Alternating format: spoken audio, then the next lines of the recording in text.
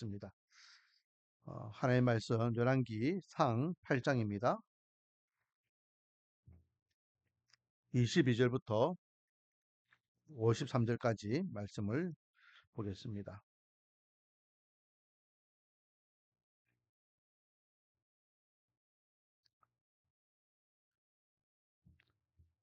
22절부터 53절까지 읽기는 제가 22절부터 26절까지만 읽도록 하겠습니다. 자, 22절부터 대독합니다. 솔로몬이 여호와의 제단 앞에서 이스라엘의 온 회중과 마주 서서 하늘을 향하여 손을 펴고 이르되 이스라엘의 하나님 여호와여, 위로 하늘과 아래로 땅에 주와 같은 신이 없나이다. 주께서는 온 마음으로 주의 앞에서 행하는 종들에게 언약을 지키시고 은혜를 베푸시나이다. 주께서 주의 종 내 아버지 다윗에게 하신 말씀을 지키사 주의 입으로 말씀하신 것을 손으로 이루심이 오늘과 같은 이이다. 이스라엘의 하나님 여호와여, 주께서 주의 종 내 아버지 다윗에게 말씀하시기를 내 자손이 자기 길을 삼가서 내가 내 앞에 행한 것 같이 내 앞에서 행하기만 하면 너가 나서 이스라엘의 왕위에 앉을 사람이 내 앞에서 끊어지지 아니하리라 하였사오니 이제 다윗을 위하여 그 하신 말씀을 지키시옵소서. 그런즉 이스라엘의 하나님이여, 원하건대 주는 주의 종 내 아버지 다윗에게 하신 말씀이 확실하게 하옵소서. 아멘. 할렐루야. 오늘도 하나님 앞에 나와서 찬양과 예배로 온전히 주의를 성수하는 저 여러분에게 하나님의 한량없는 은혜와 축복이 가득하기를 주님의 이름으로 축원드립니다. 자, 솔로몬이 하나님의 성전을 건축하고 난 다음 하나님 앞에 헌당식을 합니다. 헌당식을 하면서 지금까지 이어주신 하나님의 은혜에 감사를 드렸죠. 그리고 오늘 본문은 이제 이스라엘 백성들과 함께 하나님 앞에 기도의 자리로 나가는 것이죠. 일명 솔로몬의 기도가 되겠습니다.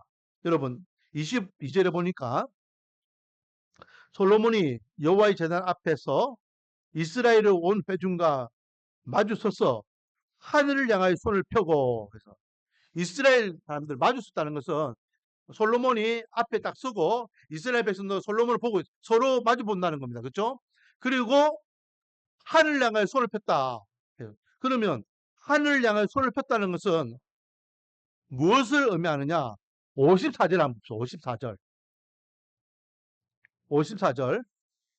자, 54절 한번 같이 읽어볼까요? 54절. 시작. 솔로몬이 무릎을 꿇고 손을 펴서 하늘 향하여 이 기도와 간구로 여호와께 아뢰기를 마치고 여호와의 제단 앞에서 일어나. 53절까지가 기도 내용이고 그 다음의 모습인데요. 여기서 보세요. 솔로몬이 무릎을 꿇고 손을 펴서, 아까 전에 22절에 뭐라 해야 됐습니까? 하늘을 우러러 손을 폈댔죠. 그걸 그대로 이야기합니다. 그 하늘 펴고 손을 향하여 펴서 하늘을 향하여 뭘 했느냐? 하늘 향해 손을 펴는 것이 뭘 이야기하느냐? 뭐라 했습니까? 이 기도와 간구로 여호와께 아뢰기를 마치고 했어요. 자, 결국은 다시 22절로 돌아와서 지금 솔로몬이 이스라엘 백성들과 마주 보면서 하늘 향해 손을 폈다는 것은 뭐 하는 것이다? 기도하는 것이다. 기도하는 것이다. 자, 여기에서 손을 편다는 것은 어떤 의미가 있느냐? 제가 몇 번 이야기했지만 물론 기억이 안 날 줄 알고 또 말씀드립니다. 손을 편다는 것은 하나님 앞에 나의 모든 것들을 맡긴다는 의미예요. 일명 따라하겠습니다. 항복한다. 우리 항복한다는 거예요. 항복하는. 나 이제 졌습니다. 항복합니다. 라는 거예요. 두 번째는 따라하겠습니다. 하나님의 손을 붙잡는 것이다. 우리가 손을 내밀면 이 손 내미는 것을 하나님께서 붙잡아 주신다는 거예요. 손을 높이 든다라는 것은 그런 의미가 있어요. 그래서 제가 새벽에도 우리 손을 높이 들고 기도합시다. 또 어떨 때는 우리 통성 기도할 때 손을 높이 들고 기도합시다 할 때에는 우리가 하나님 앞에 기도하는 기도의 자세예요. 하나님, 이 문제로 인해 내가 주님 앞에 항복합니다. 하나님께서 이 문제 해결해 주세요. 하나님, 내가 주님 앞에 손을 내밀고 도움을 요청을 합니다. 하나님께서 나의 도움의 손길을 잡아주세요 라고 하는 의미가 있습니다. 할렐루야. 그래서 우리가 한 번씩은요, 손을 높이 들고 하나님을 이렇게 기도할 필요가 있어요. 왜? 하나님 도와주세요. 우리의 간절한 도움의 손길이기 때문에. 자, 그러면 본격적으로 솔로몬이 어떤 내용으로 기도하고 있느냐? 오늘 본문 내용이 아주 깁니다. 길기 때문에 빨리 진행해 보면, 첫 번째, 우리가 기도를 할 때요, 제일 처음 기도할 때 제일 처음 해야 될 기도가 뭘까요? 그렇죠. 우리의 기도를 받으시는 분에 대해서 정확한 고백이 있어야 돼요. 이게 신앙 고백입니다. 성경에 보면요, 많은 기도문들이 있습니다. 그 많은 기도문들 중에서 빠지지 않고 나오는 게 뭐냐면, 이 기도를 받으시는 하나님을 향한 신앙 고백이에요. 자, 솔로몬도 마찬가지예요. 솔로몬은 뭐라고 고백하고 있느냐? 자, 23절 같이 한번 읽어볼게요. 시작. 이르되 이스라엘의 하나님 여호와여, 위로 하늘과 아래로 땅에 주와 같은 신이 없나이다. 주께서는 온 마음으로 주의 앞에서 행하시는 종들에게 언약을 지키시고 은혜를 베푸시나이다 라고 하며, 솔로몬이 고백하는 하나님은 어떤 하나님? 산천하지의 하나님. 하늘이나 땅에서나 어떤 곳에서도 하나님 같은 분이 있다 없다? 없다, 없다. 하나님은 이때는 유일신은 아니에요. 하나님과 같은 분은 없다는 거예요. 그 의미가 어떤 의미인지 그 다음에 제가 이야기할, 하나님과 같은 분은 없다. 이거는 다른 신들과 비교 불가다라는 거예요. 자, 그러면 이게 유일신이라는 의미는 아니라 했어요. 그렇죠? 분명히 우리가 믿는 분은 유일신입니다. 그런데 지금 솔로몬이 이야기하는 하나님과 같은 분은 없다라는 의미는 어떤 의미냐? 왜 솔로몬이 주와 같은 분은 없습니다, 하늘에서나 땅에서나 이 땅에 많은 신들이 있지만 주와 같은 분은 없습니다 라고 하느냐? 두 번째, 이제 본격적인 내용인데, 솔로몬이 고백하는 하나님은요, 어떤 하나님이냐? 따르겠습니다. 말씀하시면 지키시는 하나님. 솔로몬이 지금 이야기하는 하나님은, 여러분, 다른 신들을 한번 보세요. 다른 신들은요, 신들이 직접 말을 하지도 않지만은 말을 한다고 해서 그 말한 것을 지킬 신이 어디 있습니까? 왜? 그 신들은 입이 있어도 말하지 못하고 귀가 있어 듣지 못하고 눈이 있어 보지 못하는 그냥 석상들인데, 형상들인데, 우상들인데, 그래서 보세요. 23절 뒷부분에 주께서 온 마음으로 주의 앞에서 행하시는 종들에게 뭘 지키시고, 언약이 뭡니까? 언약. 약속이잖아요. 약속을 지키시고 은혜를 베푸시나이다. 24절 주께서 주의 종 내 아버지 다윗에게 하신 말씀을 뭐했다? 지키사 주의 입으로 말씀하신 것을 손으로 이루심이 오늘과 같습니다. 주님께서 말씀하시고 약속하시면 지키시는 분입니다. 이 땅의 신들 가운데 그런 신은 없습니다. 우리 아버지에게 약속하셨는데 그 약속이 오늘날 이렇게 이루어졌습니다. 그 약속이 어떤 약속이죠? 성전 건축에 대한 약속이었잖아요. 다윗에게 너는 성전 건축 못한다. 왜 성전 건축 못한다 했습니까? 다윗의 손에 피를 많이 묻혔기 때문에 너는 안 돼. 하지만 너 아들에게 성전 건축할 수 있는 은혜를 줄게라고 약속하셨잖아요. 그 말씀하신 대로 오늘날 제가 하나님의 은혜 가운데 성전을 건축하였습니다. 정말로 주님께서 우리 아버지에게 말씀하신 대로 이루어졌습니다 라고 하며 하나님 같은 분은 없다라고 고백하는 거예요. 자, 이것을 오늘날 우리에게 확정해서 이야기하면, 하나님께서는 말씀하시면 그 말씀을 반드시 지키시는 분이다. 두 가지 의미가 있습니다. 영적 구원이죠. 하나님께서는요, 저와 여러분들을 또 전 인류를 구원하기 위해서 약속하셨습니다. 이 약속은 언제부터 시작되는 약속입니까? 창세기 3장 15절 말씀. 이게 원시 복음이에요. 원시 복음. 최초의 복음이라고요. 우리 인류를 구원하고자 하는 최초의 복음. 거기에서 복음이라는 것은 예수님에 대한 메시지잖아요. 그래서 여자의 후손이 누굽니까? 여자의 후손이 바로 예수님을 이야기하잖아요. 그렇기 때문에 예수님을 통하여 십자가에서 사탄의 머리를 짓밟겠다라고 하나님께서는 말씀하셨고 그 말씀을 2000년 전 예수님께서 친히 인간의 몸으로 이 땅에 오셔서 저와 여러분의 죄와 허물로 죽을 수밖에 없는 그 죄를 속죄하셨어. 할렐루야. 그래서 예수님께서 십자가에서 가장 마지막으로 하셨던 말씀이 뭐라고요?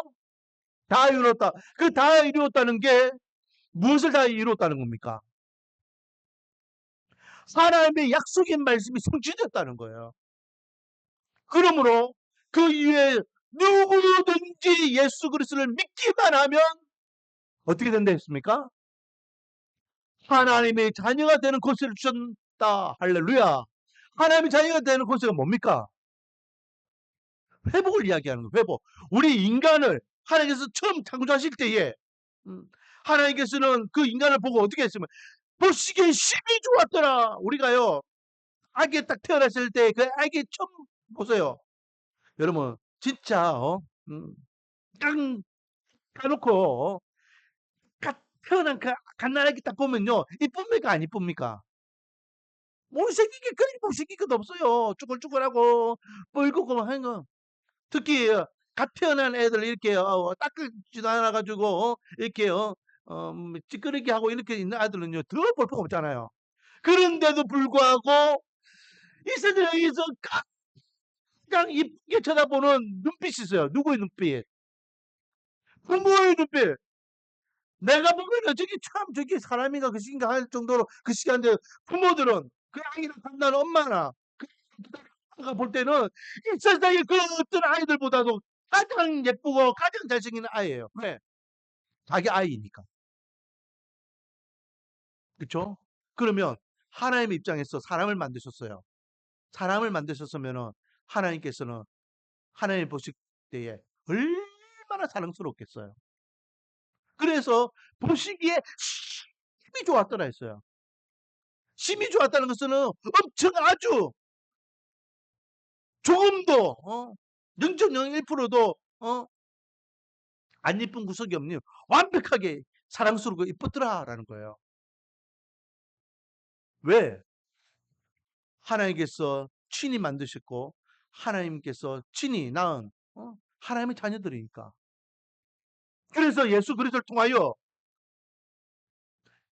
누구든지 예수 그리스도를 믿기만 하면 하나님이 되는 자녀가 되는 권세를 주셨다는 것은 처음 창조 때에 우리 인간을 만드셨던 그 관계를 회복해 주시겠다라는 거예요. 그게 곧 구원이잖아요. 그래서 오늘날 저와 여러분요. 하나님을 아버지라고 고백하잖아요. 아버지. 아버지. 자, 우리는 오늘날 하나님의 말씀을 붙잡고 있습니다. 하나님의 말씀. 여러분, 하나님의 말씀을 붙잡는 이유가 뭡니까?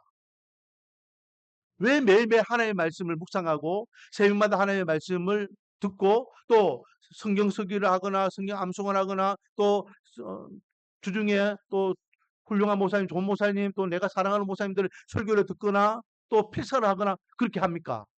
왜 말씀에 귀를 기울이려고 합니까? 하나님의 약속의 말씀은 반드시 이루어지기 때문에 그 약속의 말씀이 생명의 말씀이고 그 약속의 말씀이 하나님께서 내 인생을 책임져 주실 것을 우리가 믿기 때문에 그래서 솔로몬은 자기 경험을 이야기하는 거예요. 하나님은 말씀하시고 약속하시면 반드시 이루시는 분이다. 그러므로 이 세상의 다른 신들과 비교 불가 하늘에서나 땅에서나 주와 같은 분은 없다라고 고백하고 있는 것입니다. 할렐루야. 그러므로 오늘날 우리에게 주신 이 약속의 말씀을 우리가 붙잡아야 될 줄 믿습니다. 우리가 살 수 있는 유일한 방법은 말씀밖에 없어요. 말씀만이 희망임을 믿으시기 바랍니다. 자, 계속해서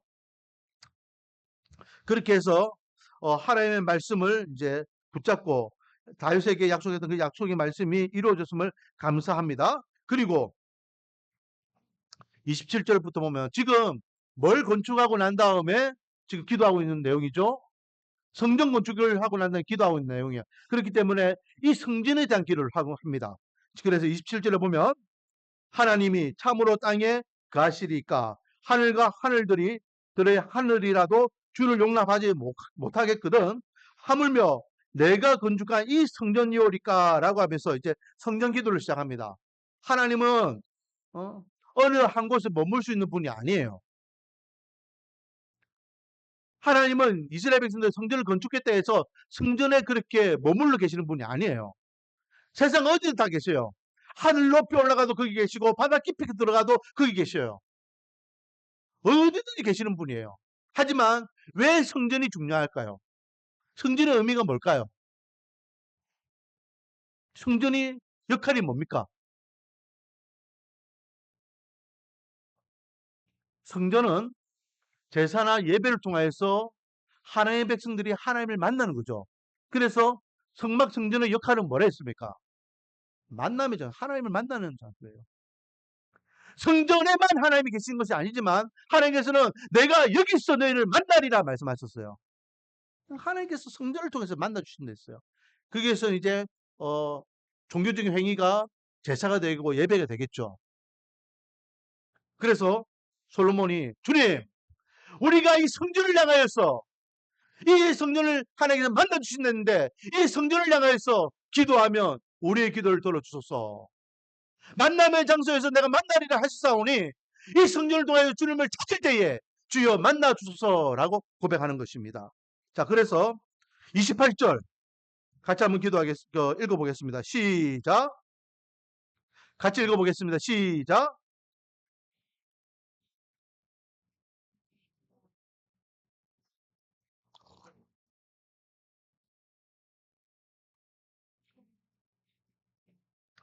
우리의 기도를 들으시옵소서라고 하고 있죠. 그런데 29절에 주께서 전에 말씀하시기를 내가 내 이름이 거기 있으리라 하신 곳 이 성전을 향하여 주의 눈이 주의 안으로 보시오며 주의 종이 이곳을 향하여 비는 기도를 들으시옵소서라고 하며 주님 우리가 성전을 향하여 기도할 때에 우리 기도를 들어주시옵소서.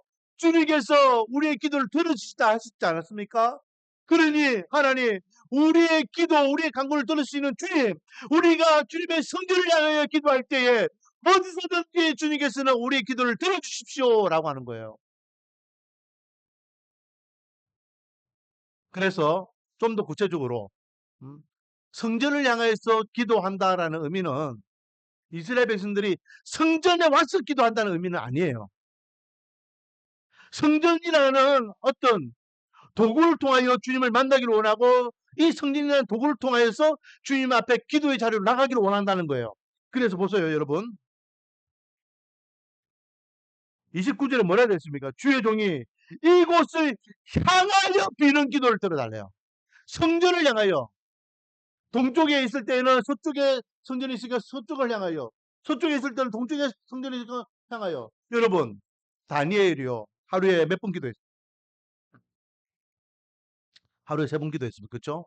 내일부터 우리가 369 기도를 합니다. 그 이유가 뭐냐? 이스라엘 백성들 포로로 끌려갔을 때에 그들이 하루에 몇 번? 3번 기도했잖아요.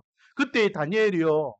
창문을 열고 기도했는데 그 창문이 열리는 방향이 어디 방향이었을까요? 예루살렘이에요. 예루살렘. 성전을 향해 기도할 때 하나님 들어달라 했잖아요.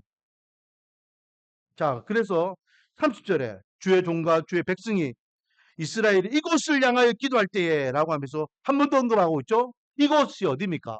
성전이에요. 성전을 향하여 기도할 때에 간구함을 들으시다 주께서 계신 곳 하늘에서 들으시고 들으시사 사하여 주옵소서라고 하며 하나님은요 성전에 머물러 계시는 분이 아니에요. 하나님은 원래 어디 계시는 분이에요?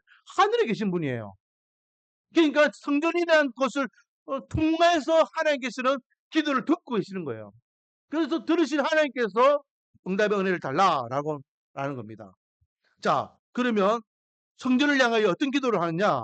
여러분, 31절에 첫 번째, 만일 어떤 사람이 그 이웃에게 뭐하면 범죄함으로 맹세시키를 받고 그가 와서 이 성전에 있는 주의 제단 앞에서 맹세하거든이라고 하며 범죄했을 때에도 하나님 앞에 기도하면은 들어달라는 겁니다. 자, 그런데 보세요. 하나님께서 그냥 무조건적으로 용서하시느냐? 여러분, 우리 기독교는요, 무조건적으로 용서받는 종교입니까? 우리 기독교는 무조건적으로 용서받는 종교입니까? 하나님은 무조건 용서하시는 분이다. 그래서 제가 저번에 한번 이야기했잖아요. 저기 사랑의 교회에 계신 어떤 권사님, 제가 이제 차병원에 사역할 때에, 어, 자기 그 고모님이, 원불교, 어, 그 신자였는데, 음, 새벽 기도를 같이 한번 따라갔다는 거잖아요. 그런데 이제 설교 말씀 듣고 난 다음에 돌아와서 그 권사님한테 이야기하기를, 야, 야, 기독교도 진짜 좋은 말씀 많이 하시네?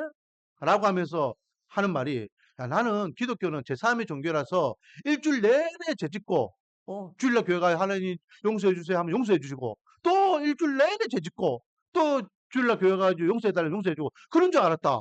그런데, 오늘 설교를 들으니까 그런 내용은 아니네? 라고 하는 거예요. 그 말 뭐예요? 여러분, 우리가요, 착각하는 게 있습니다. 우리가 죄를 지으면은 그냥 하나님은 무조건 용서해 주신다. 아닙니다. 공의의 하나님인데 잘못하는 것은 벌, 잘하는 것은 칭찬이에요. 자, 범죄했을 때에 하나님 앞에 기도하면 하나님께서 들어달라고 하면서 판단은 누가 하시느냐? 하나님께서 하시는 거예요. 자, 32절 한번 읽어보겠습니다. 시작. 주는 하늘에서 들으시고 행하시되 주의 종도를 심판하사 죄를 정하여 그 머리에 돌리시고 사 그 대로 갚으시옵소서.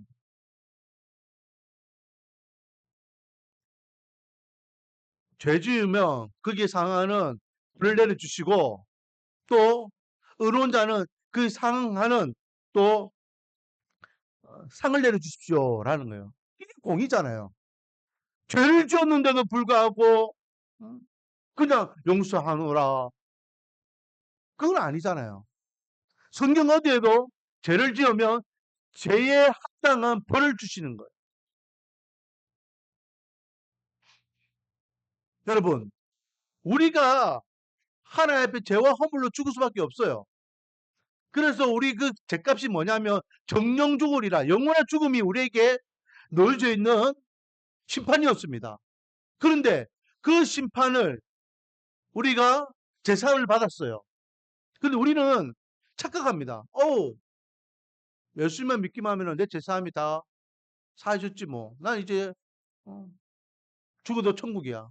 여러분, 내가 제사를 받기 위해서 엄청난 희생이 있었다는 걸 기억해야 됩니다. 그 희생이 뭡니까? 하나님이신 예수님께서 대신 죽으셨잖아요. 왜 예수님의 죽음이 나를 위한 죽음이라는 것을 생각하지 못하고 그냥 예수님만 믿기만 하면 내 제사함을 받는다라고 착각합니까? 왜 예수님의 죽음을 그렇게 가볍게 만드는지 모르겠어요. 절대 공의의 하나님은 그냥 무조건 용서해 주시는 분이 아니에요. 죄를 범하여서 하나님 앞에 부르짖고 구할 때에 하나님께서는 하늘을 들으시고 판단하셔가지고 심판하십시오. 잘하는 자는 거기에 대해서 상을, 잘못하는 자는 거기에 상하는 벌을 내려주십시오라고 기도하고 있어요. 두 번째, 33절. 만일 주의 백성 이스라엘이 주께 범죄하여 적국 앞에 패하게 되므로 주께로 돌아와서 주의 이름 인정하고 이 성전에 주께 기도하며 간구하거든이라고 하며 전쟁이 나가지고 나라가 망했어요.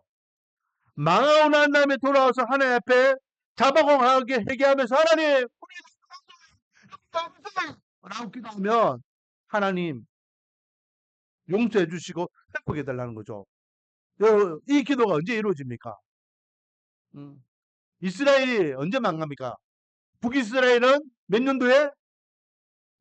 722년에 어디에? 아수르에 의해서. 남유다는 몇 년도에? 586년에 어디에?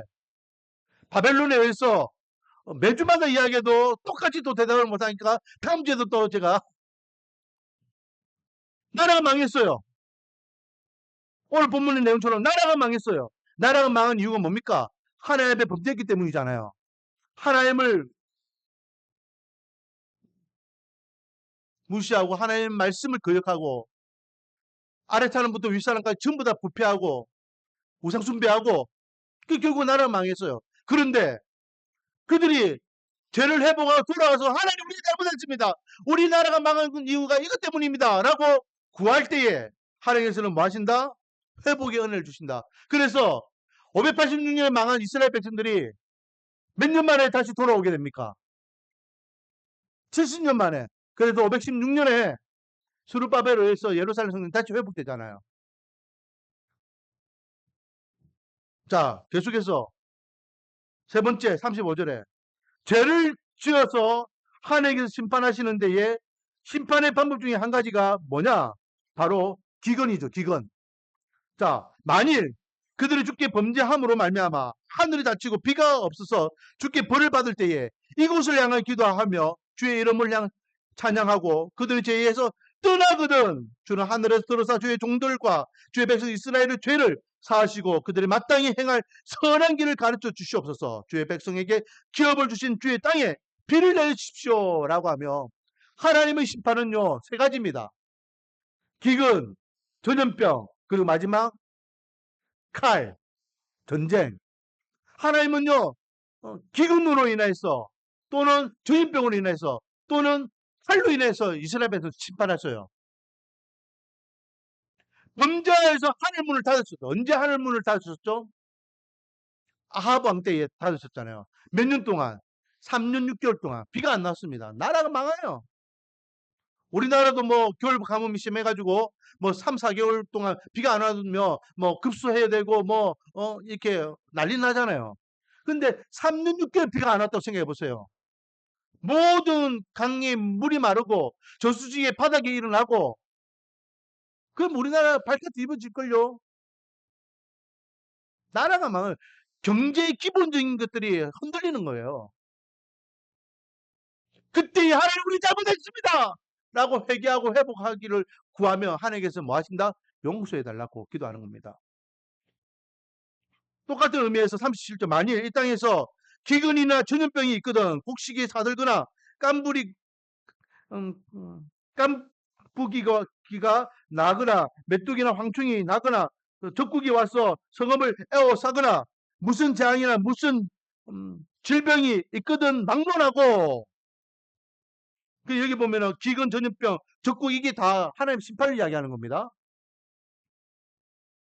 한 사람이나 혹주의 백성, 온 백성이 이스라엘이 다 각각 자기의 마음의 재앙을 깨닫고 이 재앙이 어디로부터 온 재앙인지 그 죄에 대한 것을 깨닫고 이 성전을 향하여 손을 펴고 무슨 기도나 무슨 간구를 하거든 주는 계신 곳 하늘에서 들으시고 사하여 각 사람의 마음을 아시오니 그들의 모든 행위대로 행하사 갚으시옵소서. 주만 홀로 사람의 마음을 아십니다. 라고 하며 하나님을 향하여 재고백을 할 때 들어주십시오. 라고 하는 거예요.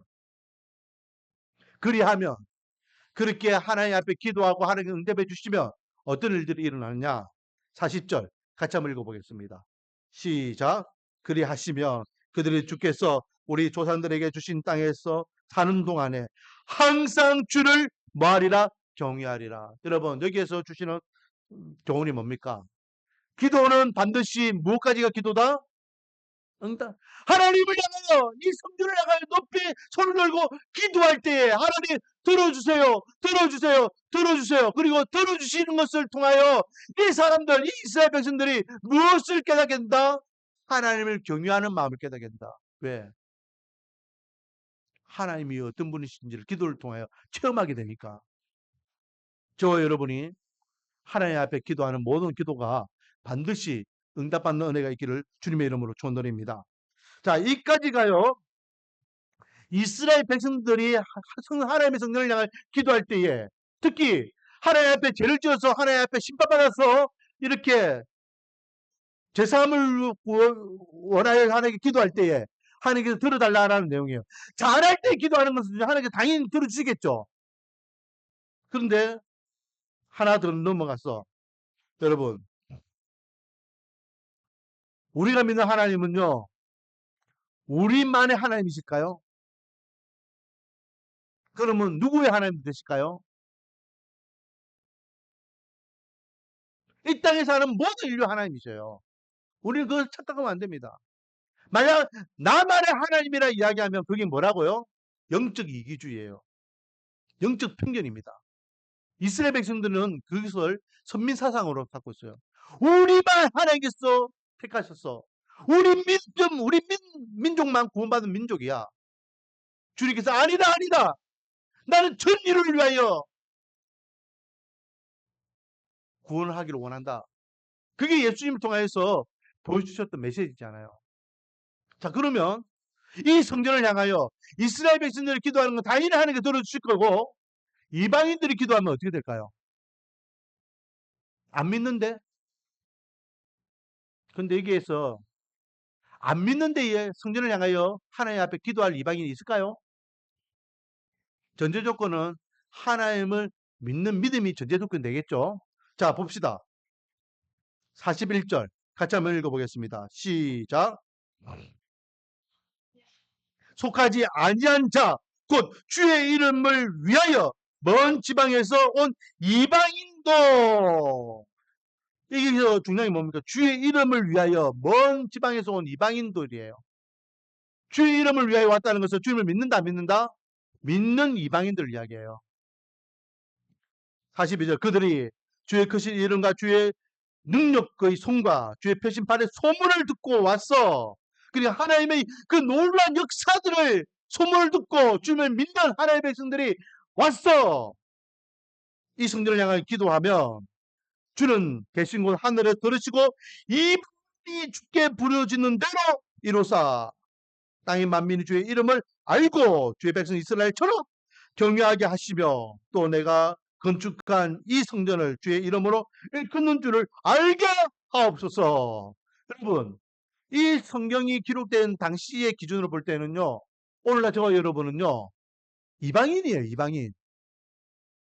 맞잖아요. 솔로몬 당시에 이스라엘 백성들을 기준으로 볼 때는 저와 여러분은 이방인이에요. 그런데 이방인이었던 저와 여러분이 언약에서 외인이었던 저와 여러분이 오늘날 주님을 향하여 나의 주 나의 하나님이라고 고백합니다.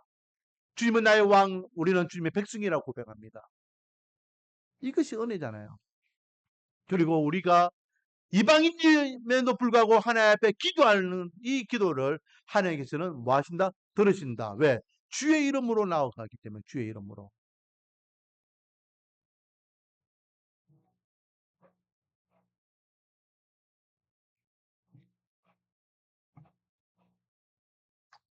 자, 마지막 52절 53절 말씀입니다. 원하건대 주는 눈을 들어 종의 간구함과 주의 백성 이스라엘의 간구함을 보시고 주께 부르짖는 대로 들으시옵소서. 주 여호와여 주께서 주의 조상을 애굽에서 인도하여 내실 때에 주의 종 모세를 통하여 말씀하심 같이 주께서 세상 만민 가운데서 그들을 구별하여 주의 기업으로 삼으셨나이다 라고 하며 우리는 주님의 기업입니다. 우리는 주님의 소유입니다. 우리는 주님의 백성입니다. 그러므로 아버지여 우리가 이 성전을 향하여 기도할 때에 우리의 구함을 들어주소서라고 기도를 마무리하고 있는 겁니다. 오늘은 성전을 향하여 기도하는 솔로몬의 기도에 대한 기도문을 봤습니다. 우리가 기도하는 기도 대상자가 누구인지를 분명히 알고 말씀하시고 약속하신 대로 하나님께서 기도할 때에 응답해 주실 것을 믿고 부르짖고 구하기를 원합니다. 특히 내일부터 우리 교회는 뭐 합니까? 무슨 기도요? 369 기도를 합니다. 여러분, 기도는 하는 것이에요. 기도는 할 때 역사가 일어나는 것입니다. 그래서 우리가 주의 성전을 향하여 손을 높이 들고 기도할 때에 반드시 우리는 주의 기업이기 때문에 주의 백성이기 때문에 하나님께서는 하늘에서 들으시고 이 땅에 신령한 복으로 응답해 주시는 은혜가 있기를 주님의 이름으로 전드립니다. 기도하겠습니다. 아버지 하나님, 솔로몬이 성전을 향하여 기도하며 하나님께서 들어달랐고 간절히 구하고 정말로 이스라엘 백성들이 성전을 향하여 기도할 때에 주님께서 이스라엘 백성들을 구함에 응답의 은혜를 덜펴 주셨습니다. 우리 말씀과 은혜교회 성도들이 이 마음, 이 믿음을 가지고 내일부터 369 기도로 주님 앞에 간절히 부르짖고 구하고 아뢰일 때에 하늘문을 여셔서 하늘의 신령한 복과 땅의 기름진 복으로 응답의 은혜를 덜펴 주심으로 하나님께서 살아계신가 하나님의 약속의 말씀이 진리임을 다시 한번 경험할 수 있는 기도 응답의 주인공들 다 되게 은혜와 복을 다하여 주시옵소서. 예수님의 이름으로 기도드립니다. 찬송가 280장입니다.